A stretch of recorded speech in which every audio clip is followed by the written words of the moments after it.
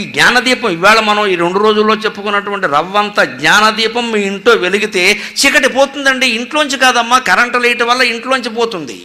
అపూర్వమైన భగవద్గీత జ్ఞానం వల్ల మన ఒంట్లోంచి, మన మనస్సులోంచి పోతుంది. మనస్సులోంచి పోవాలి కదా, ఇంట్లోకి ఇక్కడ పోగొట్టడానికి దీపాలు ఉపయోగిస్తాయి. మన మనస్సులో చీకటి ఎలా పోవాలి? బంధాలు, బాంధవ్యాలు, తాపత్రయాలు వదిలించుకోవాలి కదా.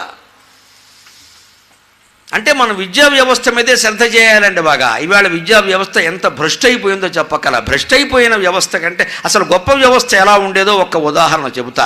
ఎవరికి అర్హత ఉందో వారికే విద్య నేర్పేవారు. అందరికీ విద్య అవసరం, మెడిసిన్ కానీ ఇంజనీరింగ్ కానీ. ఆ విద్యను నేను అనేది మామూలు చదివే రాసే విద్య అందరికీ అవసరమే. మొత్తం రకరకాల ఫీజులు కట్టేసేసి ప్రభుత్వమే మొత్తం కాలేజీలు అన్నీ పెట్టేసేసి ఇవాళ ఇవ్వలేకపోయారండి. ఏ ప్రభుత్వాలు ఇవ్వట్లా, ఇవాళ ఇవ్వలేకపోతున్నాయి. కాలేజీలు పడుకున్నాయి, ఫీజు లేదు, విద్య లేదు.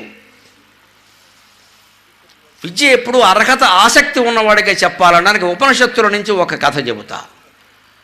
జబల అని ఒక స్త్రీ ఉంది.